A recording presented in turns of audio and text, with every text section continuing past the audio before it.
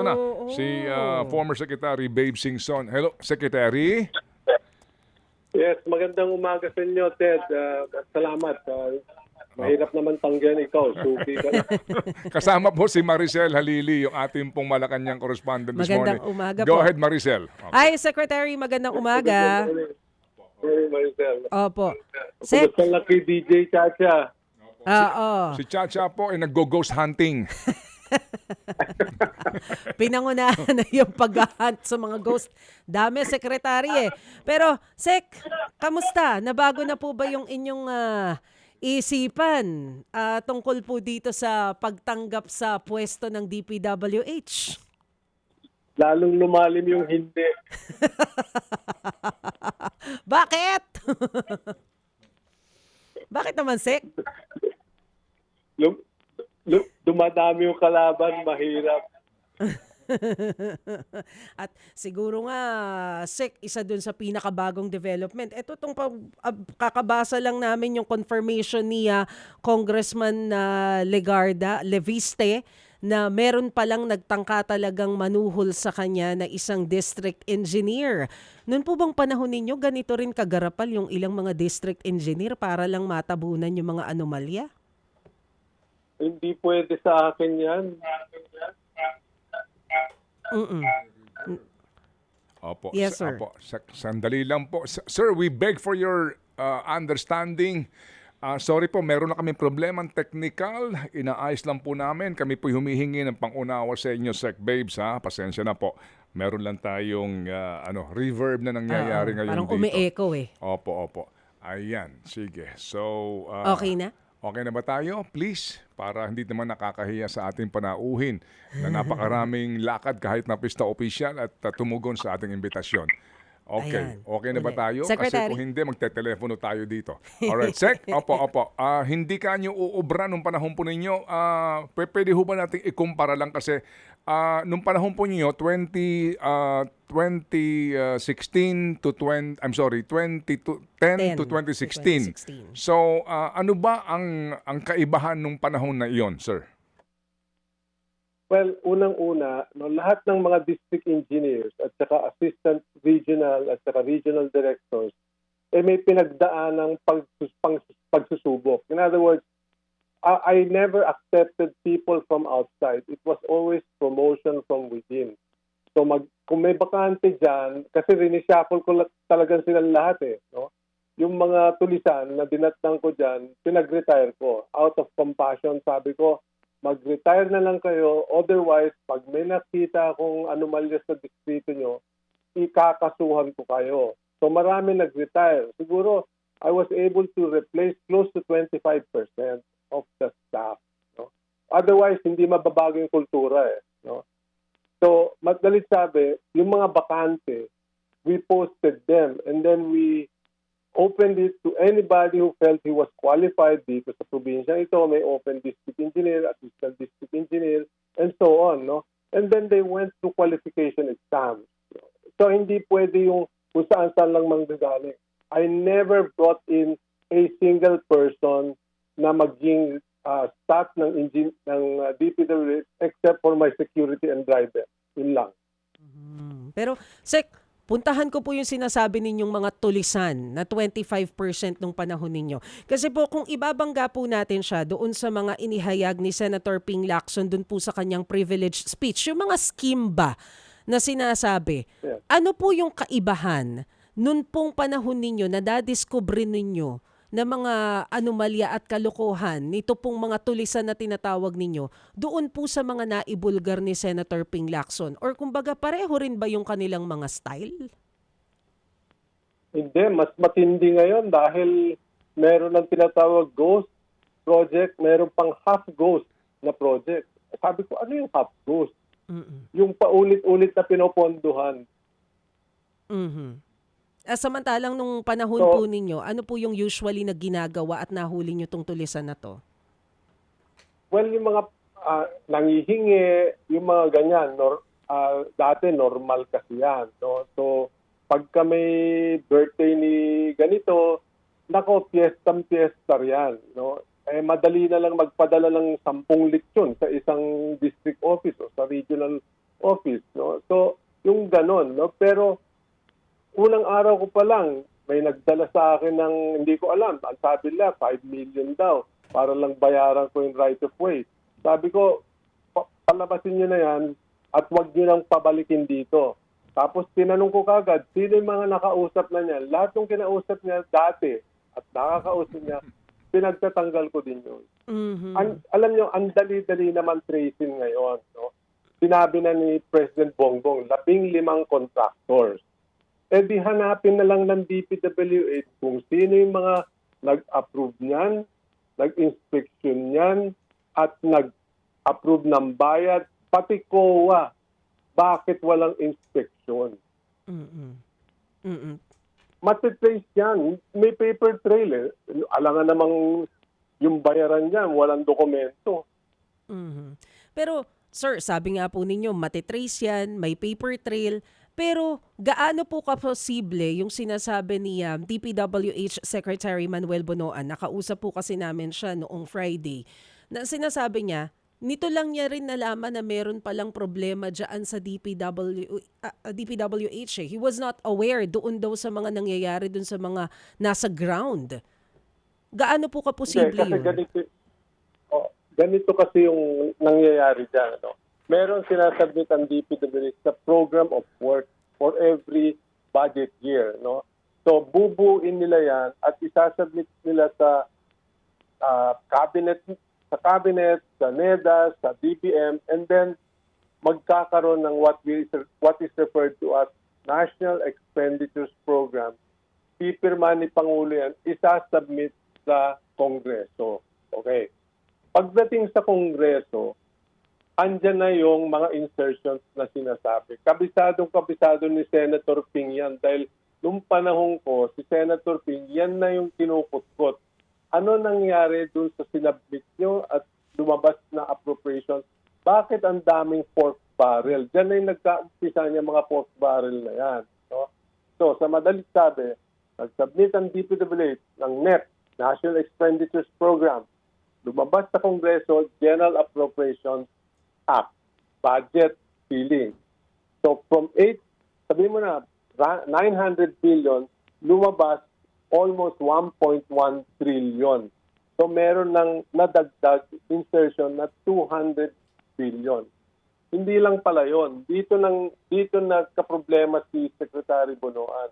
Ang nangyari, dun sa sinabit niyang 900 billion, meron pa palang natapyas, natanggalan dun sa regular programs nila na almost 250 billion. Naging congressional insertions na rin yun.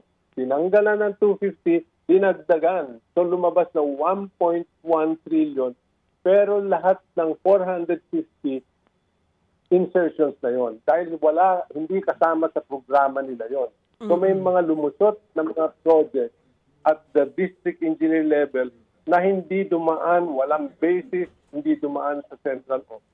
Bakit kaya nakalusot ito sa panahon na to, Secretary? Nung time po ba ninyo, ano bang nangyayari? Bakit wala namang ganyang naging issue? Hindi. Sa akin kasi noon, maliwanag.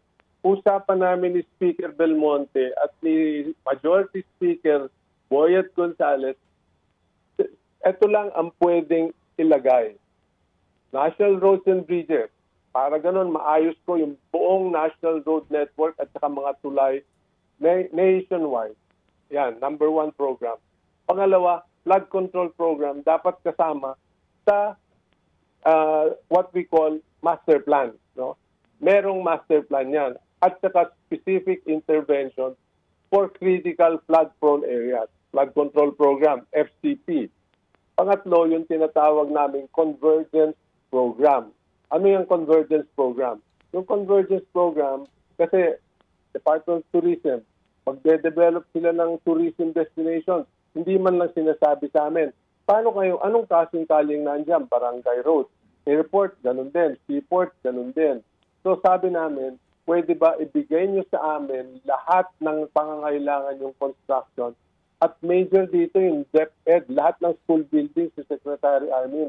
Sabi ko, Brother Armin, pwede ba yung mga school buildings at sa classroom construction, kami na magpapagawa, kami engineers kasi. Paano naman yung principal mo at superintendent mo? Anong malay niya sa contracting? So lahat ng construction ng classrooms sa amin pinagawa. Kaya naubos yung kanyang backlog. At pang-apat na programa ay yung local project. Ito na yung critical infrastructure connecting major local destinations. So given yan, sabi ko sa kay speaker, ito lang ang pwedeng ilagay. Kung wala dito, kahit ilagay nyo sa budget, hindi ko gagawin. So kahit mag-insert ka dyan, hindi ko gagawin. So walang nakalusot na hindi kasama dun sa inilatag ninyo. Talagang wala. Oo. Hindi ko gagawin. Tagayin sa bato yan. Sabi ko sa kanila. Oo. At alam ng mga kongresista yan. Isa-isa kong kinausap eh. Sir, I wonder kung... Kasi Maricel, yung uso nun, alam nyo, sinasabi nila, basketball court, swimming pool, pang-community. Eh pala nasa tabi ng kanilang property. Yung sinasabi lang, farm to market, road to my farm pala yun. Oh.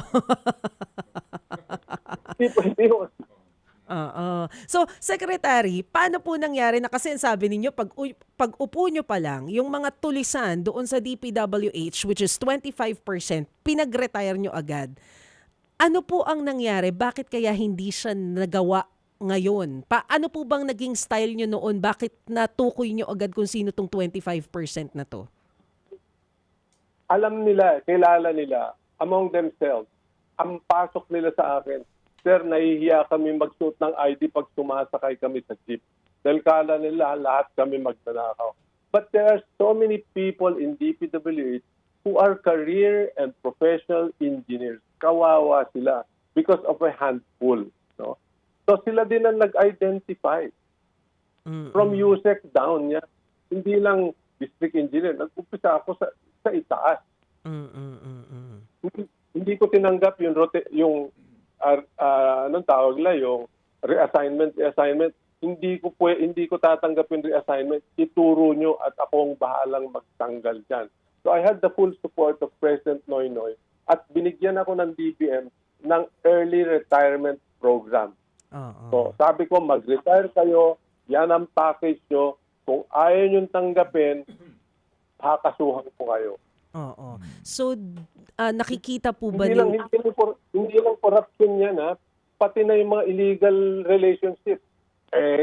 May mga katakot-takot na may kabit eh.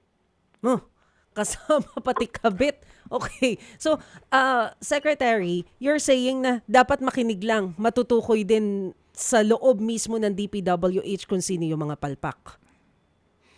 Oo naman. Kailangan nila yun. Sir, Ang nakakaawa dyan yung nadadamay lang. Ang kawawa dyan yung pinapapirma ng walang kalaban-laban. Opo. Sec Babes, paano kaya ito ngayon na ang sabi po ni Secretary Manny Bonoan several times na ito ngayon ang cleansing period for DPWH. Tama yan. Opo, cleansing. Pag cleansing po, kung kayo po ang tatanungin, anong pamamaraan para mag-cleanse ang departamento?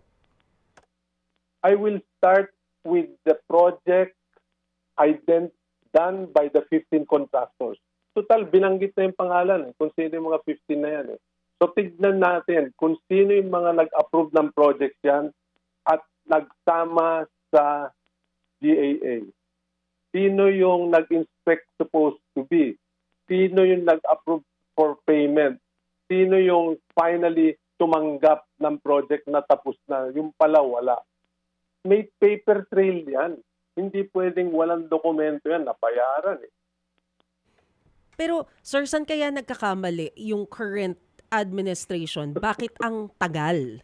Kasi kanina nga pinag-uusapan namin ni Manong Ted, clearly identified kung ano yung ilang mga lugar na meron ng malinaw na anomalya o questionableng ginawa, pero up until now, parang ang bagal.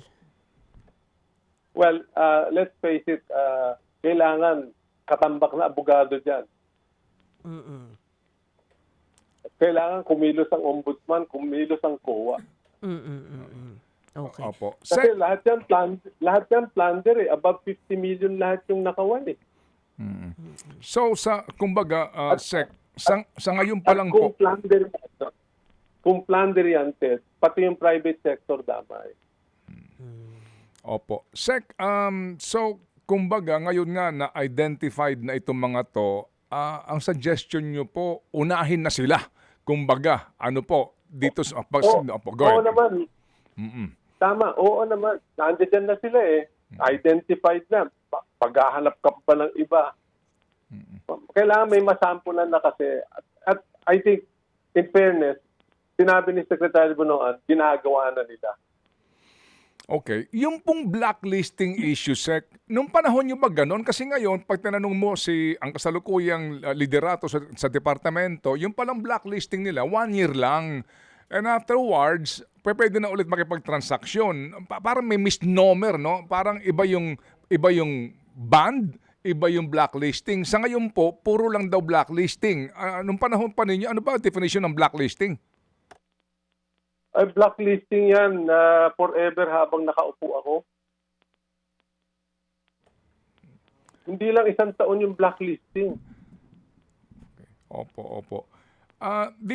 Dito ho ba sa may pagkukulang kaya kung meron man itong Philippine Contractors Accreditation Board kasi sila yung nag-una na sila nagbibigay ng lisensya. Pangalawa sila nagka-classify, no, kategorya. Ano ang iyong AAA, AA, etc. Sa ngayon kasi parang ang report na tinatanggap din ultimo sila hindi naman po nakakapagpatupad nung totoo pong blacklisting o kaya po ay pag-iimbestiga sa mga errant contractors. Ang pickup, no, dati I myself chaired pickup, no, at saka yung accreditation board under DTI, no. So importante yon na tamang proseso yung sinusunod ng pickup para yung classification at kategorya ng mga contractors nasusunod, no. In fairness, yung mga AAA na matitinong contractor ayaw nang sumali sa mga bidding ng government dahil karamihan daw aksaya ng panahon, meron na palang designated contractor na kukuha ng proyekto. So kumbaga, ano na lang, drama na lang yung ginagawang bidding process sa Secretary. Wala na yun. House na yun. Opo. So, ito pong mga nailulusot, no, na kuntsabahan doon pa lang sa bidding process at yung rampant, inaamin nga nung isa na nanghiram siya ng lisensya kaya siya yumaman, di ba? Yung pagpapahiram po ng lisensya, Sec. Hindi pwede sa akin kasi yung subcontracting as a business model. Talagang binawal ko yon. Kung ikaw ang mananalo ng proyekto, hahanapin ko yung opisina mo na meron at meron kang gamit na dadalhin sa proyekto. Kaya yung net financial contracting capacity, tinitignan mo yung equipment, tinitignan mo yung kapitalisasyon niyan, tinitignan mo na talagang may mga engineers siya on site. Ngayon, puro subcontracting. Partihan ng katakot-takot. Kahit hindi ikaw ang gagawin mo, kukuha ka ng project dahil malakas ka kay ganito, kay ganyan. Pagdating nun, hindi na ikaw yung gagawa, isusubasta mo lang. O, sino may gustong kumuha ng project nito? Minus 30%. O, hindi na ikaw yung gagawa nun. Iba na. Pero naka 30% ka na. Opo. Yun ang tinatawag na subcontracting. Hindi pwede sa akin yung ganun subcontracting. Pero kasi nga daw ngayon, there's nothing illegal daw sa subcontracting. Nako, hindi pwede yun. Opo. Sec, kasi ngayon hindi ko lang alam ng mga nagdaan kasi ngayon, we're talking about ongoing 5,000 plus flood control projects. Yan flood control pa lang, hindi pa kasama iba pa mga proyekto. Nung panahon ninyo, paano ninyo natutukan to considering na libo-libo din po ang bilang ng mga projects na sinusubasta, binibid ng DPWH? Well, unang-una yung level of authority. Yung district engineer hanggang 50 million lang. Ngayon, yung 50 naging 150. Yung regional director, dati hanggang level of authority niyan, 150 lang. naging 400 million. So wala nang umaabot sa central. Nandiyan na lang sa region o kaya sa district ang project implementation. Diyan nagkawalaan na ng control. Ayun. So, binibigyan mo ng threshold, hangganan lamang ang maaari nilang panghawakan na proyekto sa bawat distrito. Kaya yung mga malalaki, monitored by the national. That's correct. Eh ngayon, chap-chap na lang. Kaya kita mo yung expose ni Senator Ping Lacson. Halos lahat walang umaabot sa 150, 97, 78, ganun. Pero pare-pareho ang pinampupuntahan. Ibig sabihin yan, sinap-chap. So, sa ngayon po, Sec, with all due respect kay Secretary Bonoan, opo, na kayo po'y kinausap mismo ni Presidente para i-alok sa inyo ang posisyon? Admittedly, no. Not the President himself. May mga pillars lang din. Okay, opo. Kasi ngayon, Sec, hindi ho naman natin alam kung ano ho magiging disposisyon ni Secretary Bonoan at ng Presidente. Pero sa ngayon, as in, remaining 2 years and almost 10 months na lang ang kasalukuyang administrasyon. Opo, ano ang katangian na kakailanganin natin para po bumilis ang aksyon sa paglilinis po sa departamento at bumilis din po ang accomplishment ng mga importante at talagang kailangan na infrastructure projects? Sana naman, time out muna sa insertion. No? 0 insertions both from the lower house and the Senate. Para ganun, ang masunod yung programa mismo ng agency. Para ngayon, pagka nagkasisyan, wala nang sisisihin yung head ng agency. Yun ang mangyayari. Ngayon, as I said, 450 billion, blindsided ang head of agency. Anong magagawa naman niya kung biglang isningit niya ng kung saan-saan nang galing, ni walang pinagbasihan? Secretary, mag-zero in lang po ako doon sa nabanggit ninyo na master plan na allegedly ay hindi raw po pala nakarating doon sa current administration ng DPWH. Katawa-tawa naman niya. Bakit, sir? Bakit mo sinabing katawa-tawa? Hindi ko naman inuuwi yan.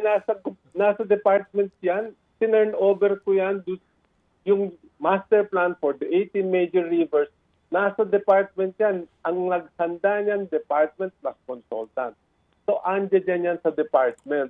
Itanong nila dun sa flood control, ang tinatawag lang, Project Management Office. Andyan yun. Ngayon, whether it was turned over, tandaan nyo, si Secretary Bonoan, pangatlo na yan. 2016 pa ako.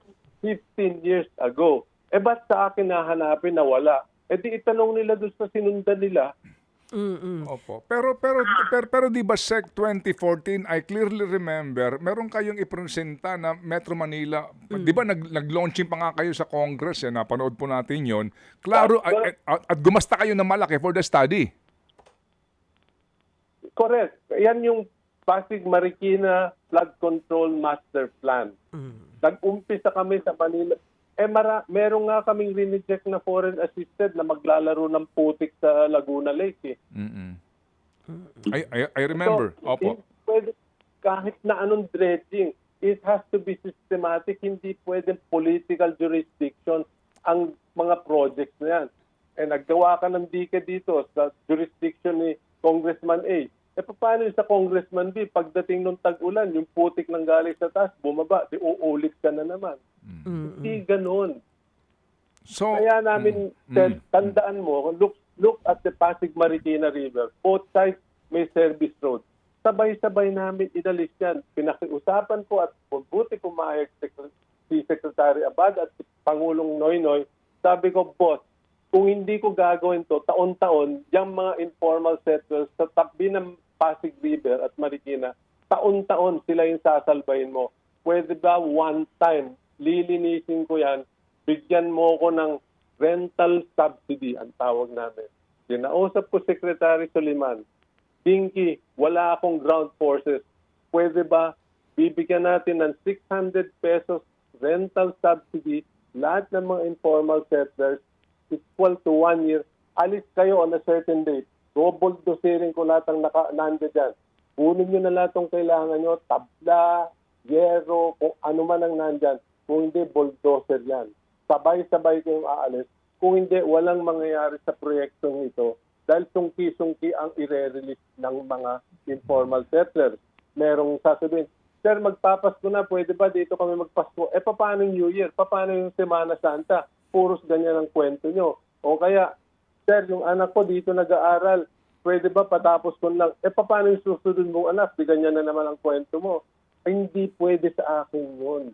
So, ubos namin yan all the way to Marikina. Dapat yan, ang nagkulang dyan, yung water impounding sa San Mateo. Para ganun, yung tubig galing doon sa bundok, hindi sasabay ng ragasa during a rainfall event. Ayan ang katotohanan dyan. Andiyan dyan yung master plan, hindi ko inuwi yun. Ba't mo nga naman, Ba't mo iuwi? iuwi? Absurd. Opo. Absurd. Opo. Anyway, so sir, nung natapos kayo at humalili sa inyo ang panunungkulan ni Ginoong Mark Villar, itong mga binabanggit nyo na master plan na ito, na ngayon pinagtatalunan kung meron ba o wala, nandidiyan lang. Yan po ang klaro. Andiyan yun. Hindi. Wala sa bulsa ko yan. Opo. Okay. Totoo, sir, nung panahon po din ninyo, tama ba na ang isa sa mga pinagbawal ninyo ay yung walang patumanggang dredging projects and desilting? Tama. Bakit? Tama. Kasi that's why the approach is a river basin system. No? Yung river basin, meron upland, may lalabas sa dagat yan. Ano? So, meron terrain yan. No? So, yung tubig from upland, bababa hanggang dagat. Okay. So, pag political jurisdiction ang dredging mo, sa gitna ka nag-umpisa, nag-dredge ka dito, kinabukasan yung ulan doon sa itaas, binaba na naman yung putik. Paano yan? Di magdredge ka na lang, walang katapusan dredging, bulsahan lang. At sino nagbibilang kung ilang hakot ng putik yan? So another source nga ito, no, na ito maraming ghost din before your... Yan ang pinakamalaking source. Yan ang pinakamadali. Kaya si Presidente pinagbawal na dapat yan dredging and he agreed na ang dapat programa ng DBM is Integrated Water Resources Management. Hindi lang flooding ang problemahin natin. Ang problema natin ngayon, potable source of water. Itatapon mo yung tubig ng ulan. Yung mga ibang bansa, katakot-takot na infrastructure para impakin yan. Look at Singapore. No? Ang dami niyan. Korea, ini-impact na yan tubig, hindi tinatapon. Okay. Sige. So, Sel. Pahabol lang, Manong Ted. Secretary. Sorry, mabilis lang po, Secretary. Kung nasunod yung master plan po na pinlano nyo nung kayo po ay nasa DPWH, ano na sana yung estado natin ngayon, especially dito sa Metro Manila? Well, kung meron man flooding, meron because of the climate change. Dati kasi ang standard namin, 50-year rainfall event. Ngayon, because of the heavy rainfall in short duration, dapat mag-upgrade. Ngayon, ang problema dito, meron naman palang pera. Kung nagawa lang yung master plan na yan, sigurado ko bawas na bawas ang bahaan. Nung isang araw nga, sa harap ng DPWH, sa harap ng Senado, nagbaha. Opo. So bawas na sana. Pahabol pa, Secretary, meron po kayong na-mention sa isang panayam ninyo na dapat tanggalin na rin yung mga district engineers. Kung ganun po yung mangyayari, sino dapat ang magte-take over and paano po yung magiging sistema? Well, ang nangyari sa akin nung nagtanggalan, nag-hire ako ng cadet, what we refer to as cadet engineers. Registered civil engineers, 30 years and below. Mga bata, hopefully. Sabi ko sa kanila, ito kinabukasan yung pinag-uusapan dito. Imbis na kayo nagpupunta sa Middle East at tumatanggap ng $600, bibigay ko sa inyo dito, sa DPWH, dito kayo mag-career. The equivalent of 600 then was almost about 30,000 pesos. O, 30,000 ang sweldo nyo, permanent position nyo, pero magpakatino kayo. No? I was able to hire 1,600 engineers nationwide to replace the culture. And hopefully, hindi ko alam, yung mga iba daw, balita ko yung mga ibang magagaling na cadet engineers, naglipatan na ulit dahil hindi na kayang sikmurahin yung nangyayari. So, cadet engineers. Opo. Okay. Kumbaga parang bagong Mga kumbaga bagong mukha. fresh blood at saka yung Bagong dugo. Opo. Okay, sige po, Sek, mukhang meron pa yata kayong mga lakad. So sa uulitin po, makikibalita kami dahil importante po itong pinag-uusapan natin para sa kaalaman po ng ating mga kababayan sa punot dulo ng problema at ang posibleng solusyon sa mga problemang ito. Mabuhay ka, Sek Babes! Salamat, Ted. Salamat, Maricel. And thank you so much. Opo.